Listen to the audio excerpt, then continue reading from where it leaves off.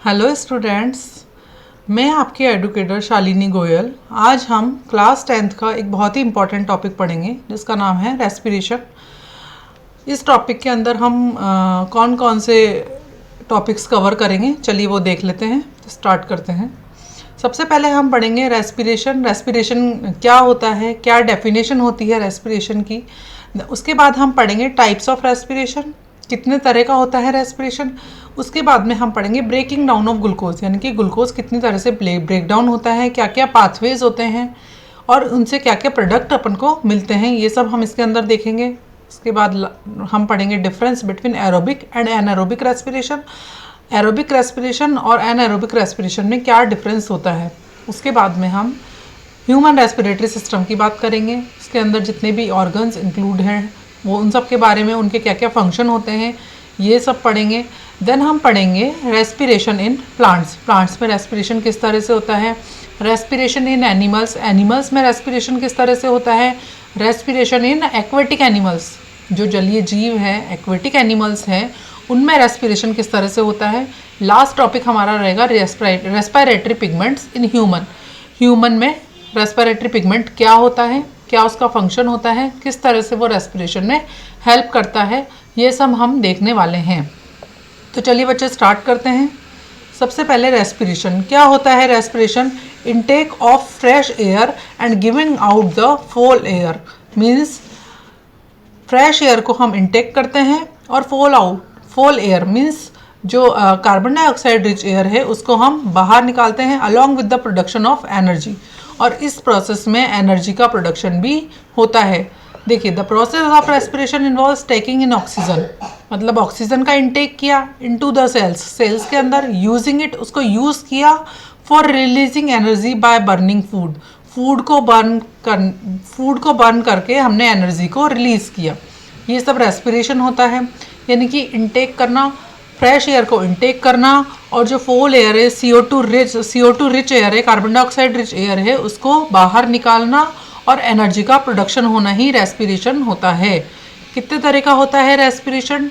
तो रेस्पिरेशन होता है दो तरह का। फर्स्ट होता है एरोबिक रेस्पिरेशन, सेकंड होता है एनाएरोबिक रेस्पिरेशन। जैसे कि नाम से ही पता लग रहा है, एरोबिक रेस्पिरेशन मीन्स ये ऑक्सीजन की प्रेजेंस में होता है। एनाएरोबिक रेस्पिरेशन मीन्स ये ऑक्सीजन की एब्सेंस में होता है। तो चलिए अब हम बात करते हैं breaking down of glucose by various pathways. Glucose का ब्रेक डाउन कैसे होता है। ग्लूकोज क्या है, 6 कार्बन मॉलिक्यूल है। अगर मान लीजिए सेल्स के अंदर ग्लूकोज प्रेजेंट नहीं है तो क्या होगा, तो जो हमारे बॉडी के अंदर हमारे जो ऑर्गेनिज्म है बॉडी, उसके अंदर जो प्रोटीन है, फैट है, उनका ब्रेक डाउन होगा और वो ब्रेक डाउन होकर ग्लूकोज का फॉर्मेशन होगा। देन फर्दर प्रोसेस आगे चलती रहेगी। इन केस अगर ग्लूकोज अवेलेबल नहीं है बॉडी में तो फिर प्रोटीन का और फैट का ब्रेक डाउन होता है। मतलब कि जो ग्लूकोज है वो रॉ मटेरियल की तरह वर्क करता है। तो ग्लूकोज जो है 6 कार्बन मॉलिक्यूल है, इसका जब ब्रेक डाउन होगा तो 3 कार्बन मॉलिक्यूल बनता है जिसका नाम है पायरुवेट। ग्लूकोज से पायरुवेट का बनना ये होता है ग्लाइकोलाइसिस प्रोसेस। ग्लूकोज से पायरुवेट का फॉर्मेशन ग्लाइकोलाइसिस प्रोसेस में होता है और ये जो ग्लाइकोलाइसिस प्रोसेस है ये साइटोप्लाज्म के अंदर कंप्लीट होता है। अब पायरुवेट से फर्दर आगे डिवीज़न होते हैं। तो पायरुवेट से फर्दर कहाँ होता है, अगर ऑक्सीजन की प्रेजेंस है ना, ऑक्सीजन की प्रेजेंस है तो ये जो प्रोसेस होता है ये होता है क्रैब साइकिल। पायरुवेट ऑक्सीजन की प्रेजेंस में क्या बनाता है, कार्बन डाइऑक्साइड बनाता है, वाटर बनाता है और एनर्जी रिलीज होती है। ठीक है। अब जो एब्सेंस ऑफ ऑक्सीजन, अगर ऑक्सीजन की एब्सेंस में हो रहा है तो पायरुवेट डिवाइड होकर क्या बनाएगा, पायरुवेट ब्रेक डाउन होगा, उससे हमें बनेगा एथेनॉल और carbon dioxide plus energy. Absence of oxygen है तो ethanol plus carbon dioxide plus energy. अगर ऑक्सीजन की कमी है, सफिशिएंट ऑक्सीजन नहीं है, तो फिर क्या बनता है, लैक्टिक एसिड बनता है और एनर्जी रिलीज होती है। तो ऑक्सीजन की कमी कब होती है, जैसे हम वर्क करते रहते हैं बहुत सारे, तो हमारे अंदर ऑक्सीजन की कमी हो जाती है। जैसे एथलीट हो गया या फिर कोई भी क्रिकेटर हो गया, बहुत देर से खेल रहा है, तो उसके बॉडी के अंदर ऑक्सीजन की कमी होगी तो फिर वो लैक्टिक एसिड फॉर्म करता है, उसके लैक्टिक एसिड फॉर्मेशन होगा। फिर कार्बन डाइऑक्साइड और वाटर का फॉर्मेशन नहीं होगा, लैक्टिक एसिड फॉर्मेशन होगा और एनर्जी रिलीज होगी। ठीक है। और अगर प्रेजेंस ऑफ ऑक्सीजन है तो कार्बन डाइऑक्साइड बनेगी, वाटर बनेगा और एनर्जी रिलीज होगी। और ये वाला जो प्रोसेस है वो कहाँ होता है, माइटोकॉन्ड्रिया में होता है, ठीक है। अब ऐसे भी क्वेश्चन आता है, जैसे ग्लाइकोलाइसिस में जो लास्ट प्रोडक्ट होता है वो क्या होता है, तो ग्लाइकोलाइसिस में जो लास्ट प्रोडक्ट होता है वो पायरुवेट होता है। और एक क्वेश्चन ये भी पूछा जाता है कि जो क्रेब्स साइकिल है वो किस साइड पे कंप्लीट होती है, तो माइटोकॉन्ड्रिया में कंप्लीट होती है। तो इस तरह से इसमें बहुत सारे क्वेश्चंस बनाए जा सकते हैं और ये इम्पॉर्टेंट है, ठीक है। समझ में आया। जैसे ग्लूकोज है वो 6 कार्बन मॉलिक्यूल है, ब्रेकडाउन होगा तो 3 कार्बन मॉलिक्यूल बनेगा। ब्रेकडाउन कहाँ होगा, साइटोप्लाज्म में होगा। ये वाली प्रोसेस ग्लाइकोलाइसिस होती है। अगर मान लीजिए एब्सेंस ऑफ ऑक्सीजन है तो इथेनॉल बनता है, कार्बन डाइऑक्साइड बनता है और एनर्जी रिलीज होती है। अगर ऑक्सीजन की कमी है तो लैक्टिक एसिड फॉर्मेशन होगा और एनर्जी रिलीज होगी। अगर मान लीजिए एयर प्रेजेंस है तो क्या होगा, CO2 रिलीज होगी, वाटर और एनर्जी, ये सब बनता है। अब absence of oxygen means anaerobic respiration, presence of oxygen means aerobic respiration. तो हम यहाँ से ही एरोबिक रेस्पिरेशन और एनएरोबिक रेस्पिरेशन में डिफरेंस बता सकते हैं। इस डायग्राम को देख के, इस फ्लो चार्ट को देख के हम इजीली कर सकते हैं। तो ये याद रखने में भी इजी रहेगा। बाकी हम टेबल की फॉर्म में भी देख लेते हैं डिफरेंस कि एरोबिक रेस्पिरेशन और एनारोबिक रेस्पिरेशन में क्या क्या डिफरेंस होते हैं। तो एरोबिक रेस्पिरेशन जैसे कि नाम से ही पता है, इसमें ऑक्सीजन प्रेजेंट होती है, ठीक है। एनारोबिक रेस्पिरेशन, इसमें ऑक्सीजन एब्सेंट होती है। Means oxygen is present when this form of respiration takes place.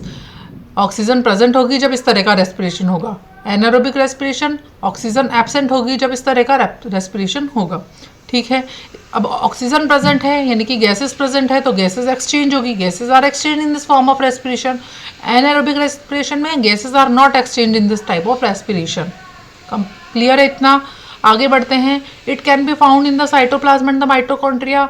जो एरोबिक रेस्पिरेशन है वो साइटोप्लाज्म में और माइटोकॉन्ड्रिया में होता है, और जो एनारोबिक रेस्पिरेशन है वो केवल साइटोप्लाज्म में और यीस्ट में या फिर बैक्टीरिया में, जो लोअर ऑर्गेनिज्म है उनमें कंप्लीट होता है, ठीक है। इसमें ग्लूकोज ब्रेकडाउन होकर क्या बनाता है, इसमें ग्लूकोज ब्रेकडाउन होता है तो कार्बन डाइऑक्साइड बनती है, वाटर रिलीज होता है, वाटर बनता है, एनर्जी रिलीज होती है। और अगर ग्लूकोज ब्रेकडाउन होता है एनारोबिक रेस्पिरेशन में तो क्या बनता है, तो इथाइल अल्कोहल बनता है, कार्बन डाइऑक्साइड बनती है और एनर्जी रिलीज होती है। ये हायर ऑर्गेनिज्म में होता है, लाइक ऑल मैमल्स, सभी तरह के मैमल्स में हायर ऑर्गेनिज्म है उसमें एरोबिक रेस्पिरेशन होता है, और लोअर ऑर्गेनिज्म है जैसे कि बैक्टीरिया हो गया, यीस्ट हो गया, इस तरह के लोअर ऑर्गेनिज्म उसमें क्या होता है, एनारोबिक रेस्पिरेशन होता है। तो एनारोबिक रेस्पिरेशन का जो प्रोडक्ट है वो याद रखना है आपको। एनारोबिक रेस्पिरेशन में इथाइल अल्कोहल का फॉर्मेशन होता है, carbon dioxide and energy. Aerobic respiration में कार्बन डाइऑक्साइड का फॉर्मेशन होगा, वाटर का फॉर्मेशन होगा एंड एनर्जी रिलीज होगी। तो हम देखें कि इसमें एनर्जी जो है, एरोबिक रेस्पिरेशन में एनर्जी ज़्यादा रिलीज होती है, यानी कि इसमें ATP 36 ATP का फॉर्मेशन होता है, और जो एनारोबिक रेस्पिरेशन है उसमें केवल 2 ATP का फॉर्मेशन होता है। ओनली 2 ATP फॉर्मेट होते हैं इसमें। तक क्लियर है? आगे बढ़ते हैं। पायरुवेट क्या होता है? पायरुवेट ये हमने पहले ही देख लिया। ग्लूकोज 6 कार्बन मॉलिक्यूल है, जब ब्रेकडाउन होगा तो 3 कार्बन मॉलिक्यूल बनाएगा। 3 कार्बन मॉलिक्यूल क्या है? पायरुवेट है। और ये जो प्रोसेस है वो साइटोप्लाज्म के अंदर होती है, और इस प्रोसेस को ही हम ग्लाइकोलाइसिस बोलते हैं। तक क्लियर है? नेक्स्ट है जो माइटोकॉन्ड्रिया है। Mitochondria is the site of breaking down of pyruvate using oxygen. अब पायरुवेट फर्दर आगे डिवाइड होता है तो वो साइट होती है माइटोकॉन्ड्रिया। और जो ये कौन सी साइकिल बोलते हैं इसको क्रेब्स साइकिल बोलते हैं। क्रेब्स साइकिल में आगे क्या होता है, कार्बन डाइऑक्साइड बनती है, वाटर बनता है और एनर्जी रिलीज होती है। एनर्जी कितनी रिलीज होती है? 38 ATP एनर्जी रिलीज होती है क्योंकि ऑक्सीजन प्रेजेंट है। तक क्लियर है? जो प्रोसेस है वो साइटोप्लाज्म के अंदर होता है। ग्लाइकोलाइसिस जो प्रोसेस है वो साइटोप्लाज्म के अंदर होता है, और जो क्रेब्स साइकिल है वो माइटोकॉन्ड्रिया के अंदर कंप्लीट होता है। अब हम पढ़ेंगे जो बीच का एक अपन ने देखा था ना, लैक ऑफ ऑक्सीजन, ये जहाँ पे लैक्टिक एसिड बन रहा था, तो ये इससे क्या होता है, ये कब यूज में आता है? ये तो हो गया एरोबिक रेस्पिरेशन, ये हो गया एनारोबिक रेस्पिरेशन, और जो लैक्टिक एसिड का फॉर्मेशन हो रहा है, जो ऑक्सीजन की कमी से हो रहा है, उसमें क्या होता है, उससे हमारी बॉडी में क्रैम्प बन जाते हैं, क्रैम्प्स इन बॉडी। ये वही प्रोसेस है, पढ़ते हैं named sometimes when there is a lack of oxygen in our muscle cells. जब हमारी मसल सेल्स में ऑक्सीजन की कमी हो जाती है तो पायरुवेट क्या होता है, लैक्टिक एसिड में कन्वर्ट हो जाता है, which is also 3 carbon molecule. जो लैक्टिक एसिड है वो 3 कार्बन मॉलिक्यूल है। This built up of lactic acid in our muscle during sudden activity causes cramp. और ये सडन एक्टिविटी से हमारी बॉडी में लैक्टिक एसिड का फॉर्मेशन ही क्रैम्प के लिए जिम्मेदार होता है। लैक्टिक एसिड के कारण ही हमारी बॉडी में क्रैम्प्स आते हैं। इसीलिए अगर हम मान लीजिए खेलने जा रहे हैं क्रिकेट, या एथलीट है कोई भी, या फुटबॉलर है, तो उसको दही खा के नहीं खाना चाहिए क्योंकि दही में क्या होता है, लैक्टिक एसिड प्रेजेंट होता है। ठीक है, तो बॉडी में ज़्यादा क्रैम्प आएंगे क्योंकि वैसे ही ऑक्सीजन की कमी हो जाएगी, तो फिर वो जो है लैक्टिक एसिड का फॉर्मेशन होता है और उससे हमारी बॉडी में क्रैम्प बनना शुरू हो जाते हैं। ना क्लियर है? Now what is ATP? ATP क्या होता है? एटीपी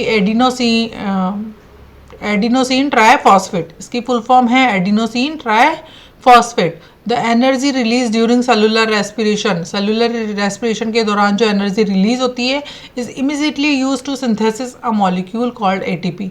वो एटीपी के फॉर्मेशन में हेल्प करती है। ठीक है, which is use to fuel all other activities of the cell.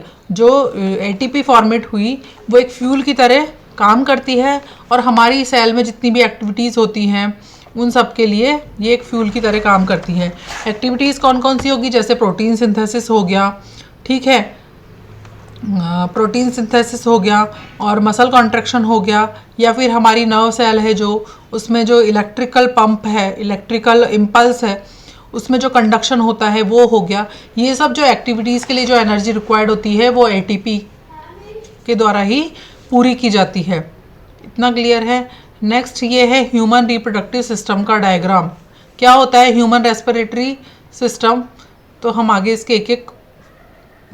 हम इसके एक एक ऑर्गन के बारे में पढ़ेंगे और इनके फंक्शंस को देखेंगे।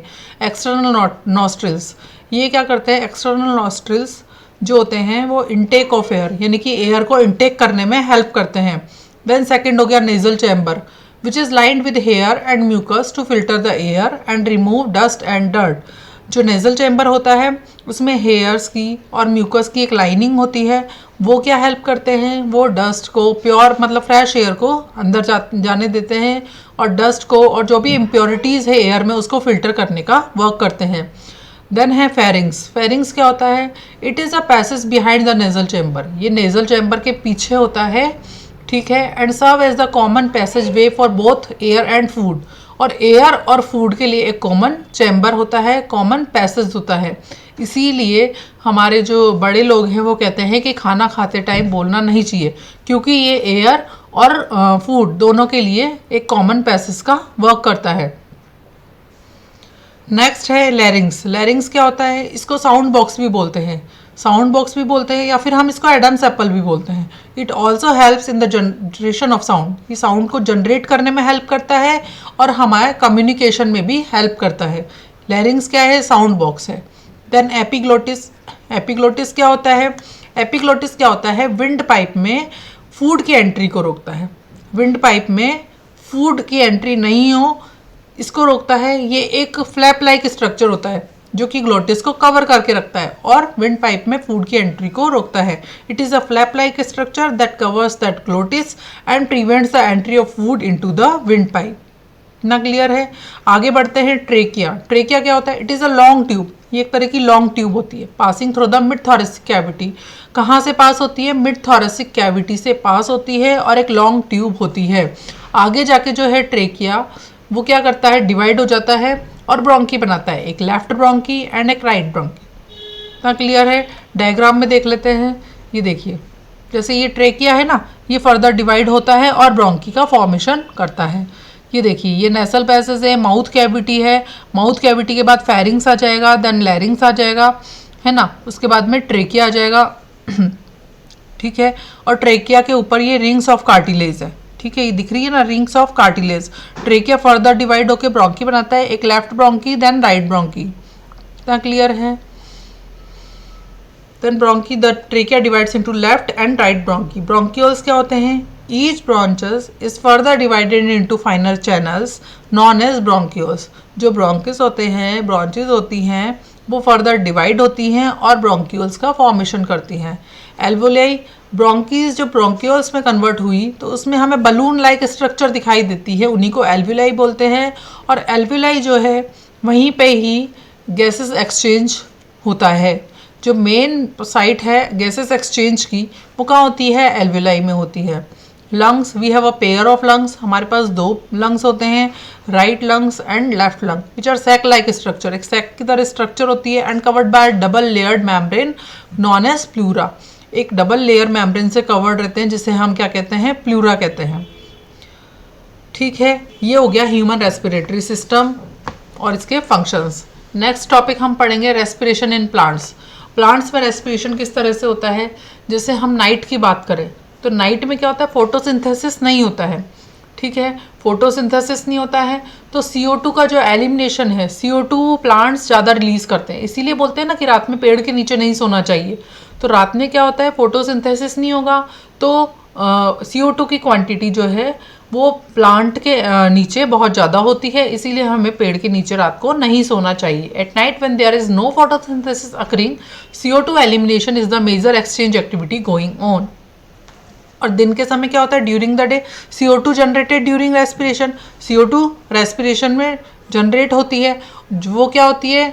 जो CO2 हम जनरेट करते हैं ना रेस्पिरेशन में, वो क्या होती है? फोटोसिंथेसिस में यूज़ हो जाती है। और and there is no CO2 release. Plants के द्वारा कोई भी CO2 रिलीज नहीं की जाती। इंस्टेड ऑक्सीजन, CO2 की जगह क्या रिलीज होता है? ऑक्सीजन रिलीज होता है। वो मेजर इवेंट होता है इस टाइम पे। रात में प्लांट्स क्या रिलीज करते हैं? CO2 रिलीज करते हैं।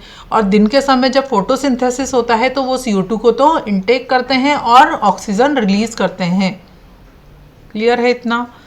Next, respiration in aquatic animals. Animals जो एक्वेटिक एनिमल्स है उनमें रेस्पिरेशन किस तरह से होता है? देखिए, एक्वेटिक एनिमल्स में जो होता है वो जैसे वाटर के अंदर एनिमल्स रहते हैं, एक्वेटिक एनिमल्स जितने भी होते हैं वाटर के अंदर, तो वाटर के अंदर क्या होता है? डिजॉल्व्ड ऑक्सीजन होती है। तो जो डिजॉल्व्ड ऑक्सीजन होती है उसकी जो अमाउंट होता है वो जो एयर में ऑक्सीजन होती है उसके कंपेरिजन में कम होता है। ठीक है, since the amount of dissolve oxygen is fairly low compare to the amount of oxygen in the air.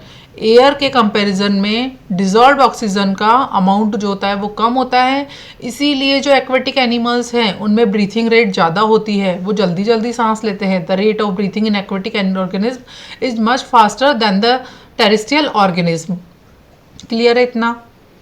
क्योंकि डिजॉल्व्ड ऑक्सीजन जो होता है उसका अमाउंट कम होता है और जो एयर में ऑक्सीजन प्रेजेंट होती है उसका अमाउंट ज़्यादा होता है, इसीलिए जो रेट ऑफ ब्रीथिंग है वो एक्वेटिक एनिमल्स में ज़्यादा होती है। नेक्स्ट लास्ट टॉपिक है रेस्पिरेटरी पिगमेंट इन ह्यूमन। ठीक है, in human being the respiratory pigment is haemoglobin. Human being में जो रेस्पिरेटरी पिगमेंट होता है वो हीमोग्लोबिन होता है, जो कि हमारे ब्लड में प्रेजेंट होता है और ये हमारे ब्लड को रेड करने में भी रेड करने के लिए भी जिम्मेदार होता है, which has a very high affinity for oxygen. इसमें ऑक्सीजन की बहुत ज़्यादा एफिनिटी होती है। This pigment is present in the red blood cells. जो हमारे ब्लड के अंदर जो रेड ब्लड सेल्स होती है उसके अंदर ये पिगमेंट प्रेजेंट होता है। तो इस तरह से छोटा सा टॉपिक हमने कंप्लीट किया रेस्पिरेशन। उम्मीद करती हूँ आपको समझ में आया होगा। थैंक यू बच्चों।